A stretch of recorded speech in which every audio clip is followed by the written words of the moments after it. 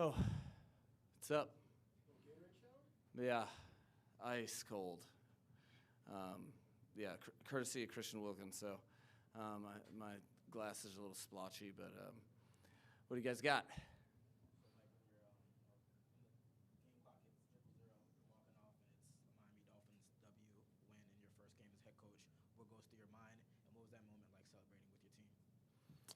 Is Barry here? Okay. I'll do the latter because that's the one I can retain. It was a very, very cool moment.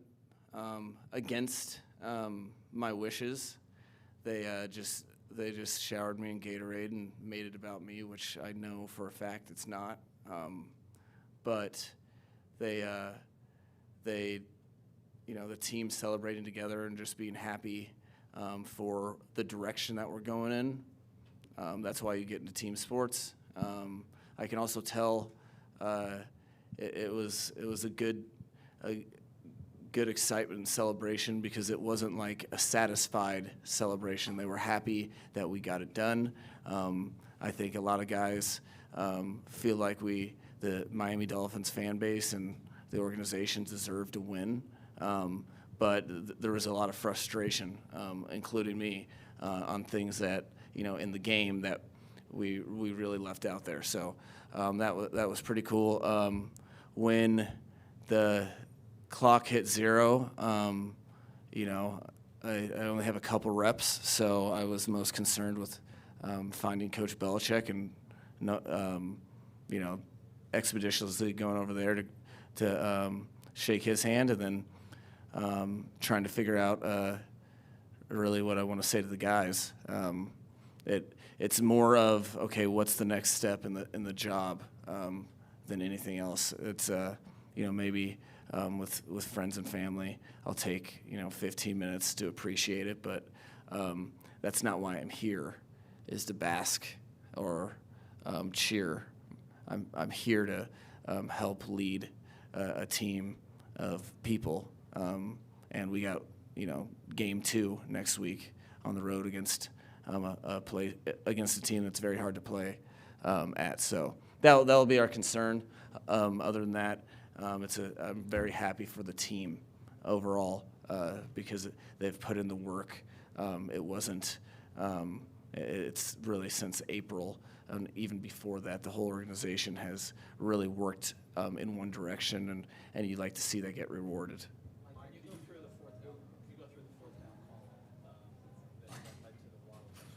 It was a cool moment for really our whole team, but the mechanics of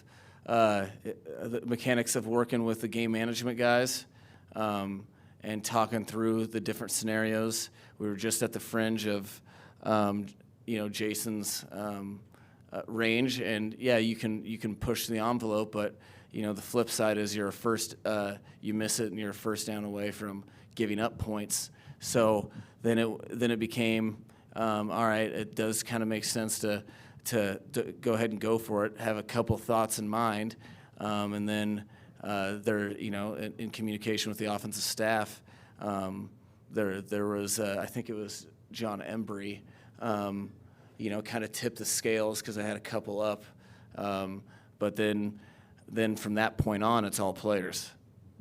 So we decided to do it. Had a couple thoughts in mind. You try to prepare yourself so it's not the first time you've thought about that scenario, and that does come up in end of half. So I had a couple thoughts, but then once the play started, I think Cedric motioned down, and we had anticipated a certain type of leverage in the man-to-man coverage, and we got it. Then we got the protection, and then Tua ripped a strike. Part of the reason that you hear so much praise from Tyreek and Waddle about Tua is because he throws that catchable ball that you can get yards after catch, and then Waddle. That's something that we've emphasized a ton. And you want to talk about deliberate practice coming to life in the biggest moment is catching that in break and then having a mindset. not being surprised that he's catching it. No, he only scores because he immediately transitioned to take it to the house. So I was glad to have him back. I told you guys I was very confident he'd be back.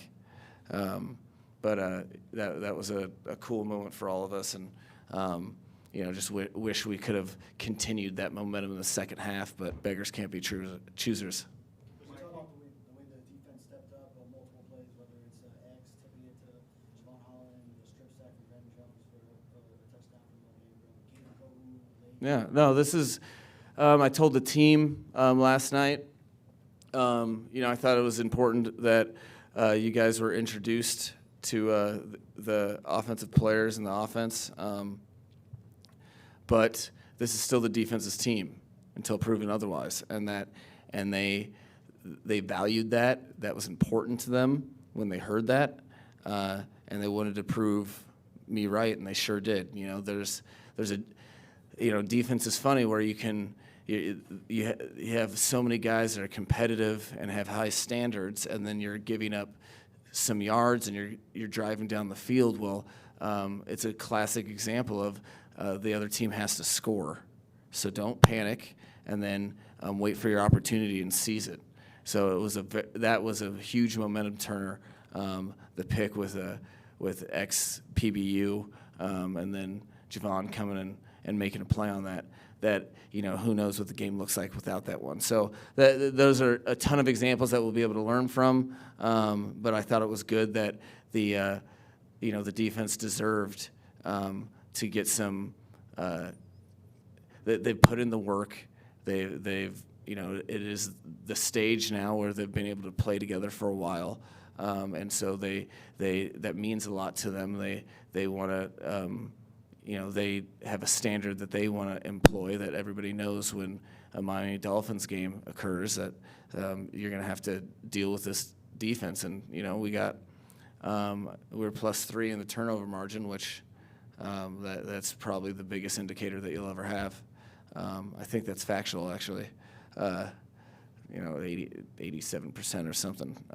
Anyway, you guys can check that, but that was the real story of the game, was being able to protect the ball and in the game +3. How was Tyreek was the plan to get him involved that much that early, and just speak broadly, I guess, on the impact he had? No, I mean, Tyreek made some plays. Our plan is always to get him involved. Defenses can kind of dictate the terms, so you try to. This was a difficult game plan process with him in that regard, because they've over the years, he's been doing it for so long. Coach Belichick has done a ton of presentations, so you're not really sure, how many times you want Tyreek at the point of attack. There was a couple times that he was number 1. There was a couple times he was number 2, but he made a couple plays. And Tyreek's the same way. He was frustrated. There was a incompletion over the middle that he knew that Tua was throwing it on time, and he knew he should have been flatter, and he kind of faded away.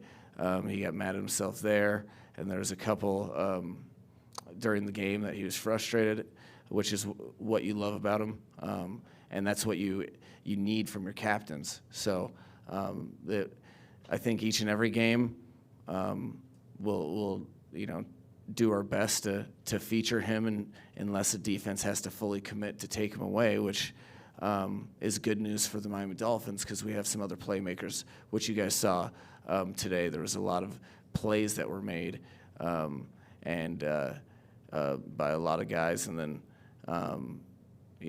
guys in space, and I think there was a couple third downs that the running backs really kept us on the field. So all of those things, we're just trying to involve all our players to the best of their ability. Some games they'll get a ton, some games they won't, but they'll keep working and getting better, which is the point. Mike, you were talking earlier in the week about visualizing this moment in the national anthem that's so Mm-hmm. it all in. Was it what you expected, and what about the build-up as you were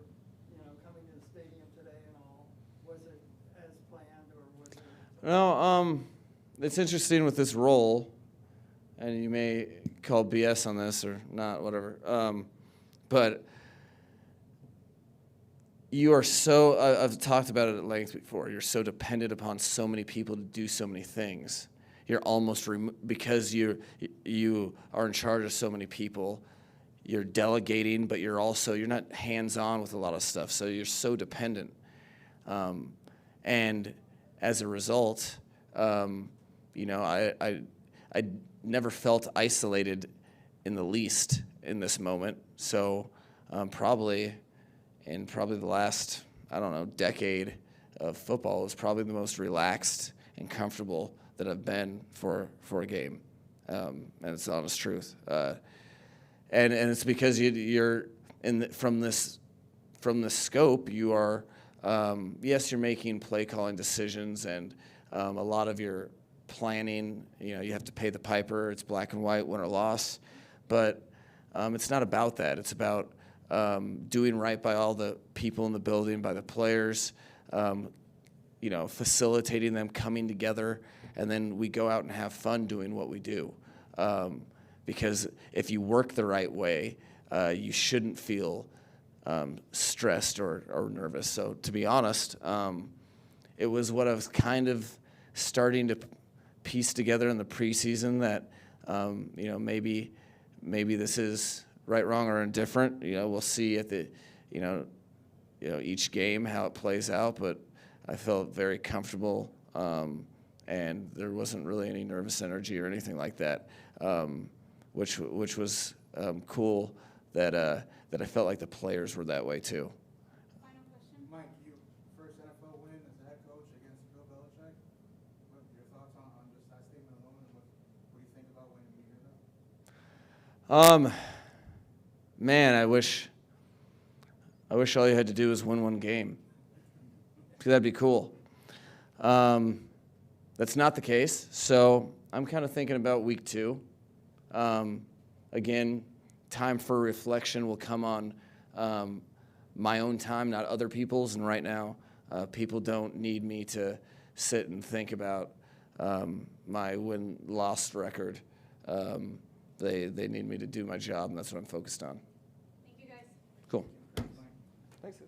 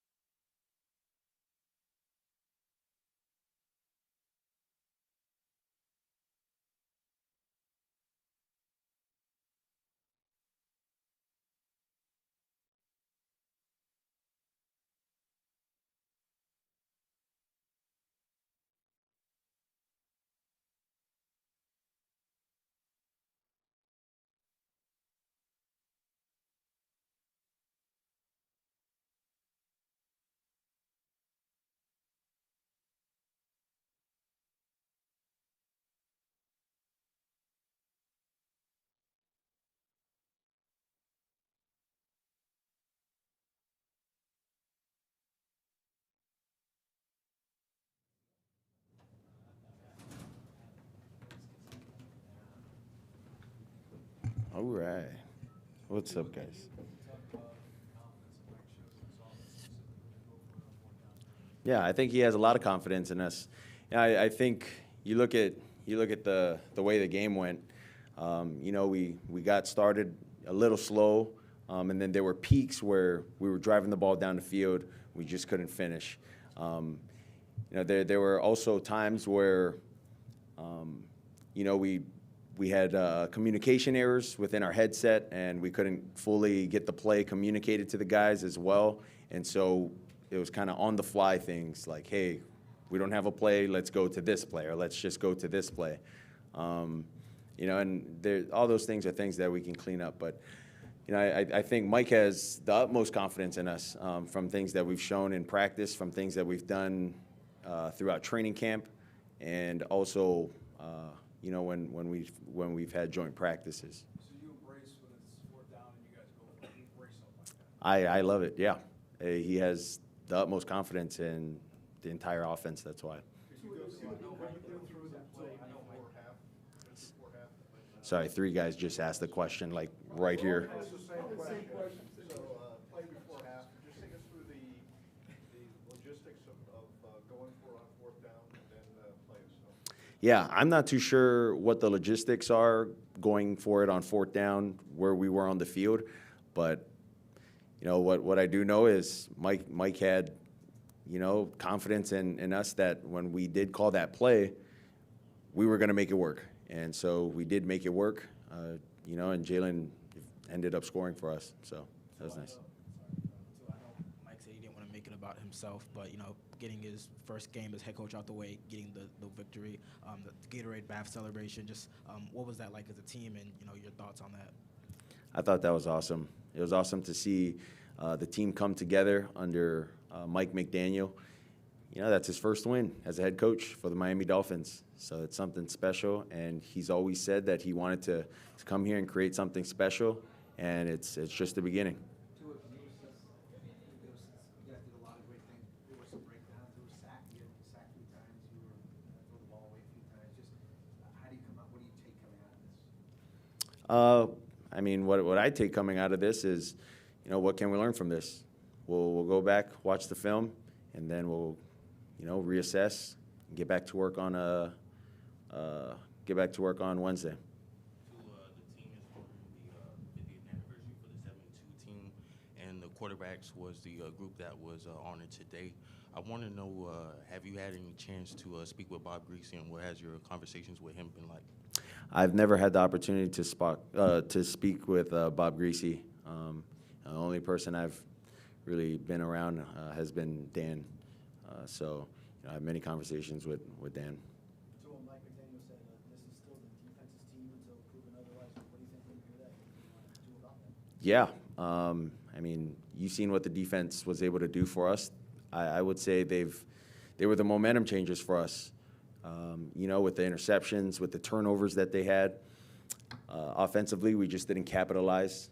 But, I think the overall picture with as much as we wanted to do offensively and as much as we didn't get to,